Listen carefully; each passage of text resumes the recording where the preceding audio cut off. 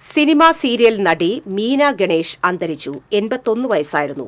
പുലർച്ചെ ഷൊർണൂരിലെ ആശുപത്രിയിലായിരുന്നു അന്ത്യം.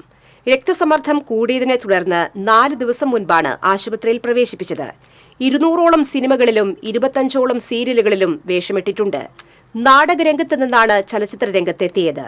ഭർത്താവ് ഗണേഷും നാടക ചലച്ചിത്ര നടനായിരുന്നു. 1976-ൽ പുറത്തുവന്ന മണിമുഴക്കമാണ് ആദ്യ ചിത്രം.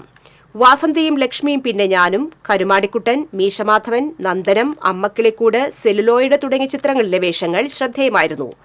വാർദ്ധക്യ സഹജമായ ബുദ്ധിമുട്ടുകളെ തുടർന്ന് കുറച്ചുകാലമായി അഭിനയ രംഗത്ത് നിന്ന് വിട്ടുനിൽക്കുകയായിരുന്നു.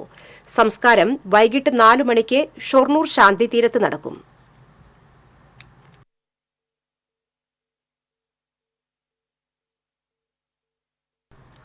നിരവധി ശ്രദ്ധേയമായ കഥാപാത്രങ്ങളിലൂടെ പ്രേക്ഷക മനസ്സിൽ ഇടം പിടിച്ച താരമാണ് മീന ഗണേഷ്. കഴിഞ്ഞ 4 വർഷങ്ങളായി സിനിമകളിലൊന്നും അഭിനയിച്ചിരുന്നില്ല. 1976-ലാണ് ചലച്ചിത്ര രംഗത്തേക്കുള്ള മീന ഗണേഷിന്റെ പ്രവേശനം. കലാഭവൻ മണിയുടെ അമ്മയായി നിരവധി ചിത്രങ്ങളിൽ വേഷമിട്ടിട്ടുണ്ട്. നെഗറ്റീവ് റോളുകളും ഹാസ്യ കഥാപാത്രങ്ങളുമെല്ലാം മീന ഗണേഷിന്റെ കയ്യിൽ ഭദ്രമായിരുന്നു. സംഗീത നാടക അക്കാദമി ഗുരുപൂജ പുരസ്കാരം തുടങ്ങി നിരവധി പുരസ്കാരങ്ങൾ ലഭിച്ചിട്ടുണ്ട്. രാഷ്ട്രീയ, സാമൂഹിക, സാംസ്കാരിക രംഗത്തെ നിരവധി പേരാണ് മീന ഗണേഷിനെ അവസാനമായി കാണാനും അന്തിമോപചാരം അർപ്പിക്കാനും എത്തിയത്.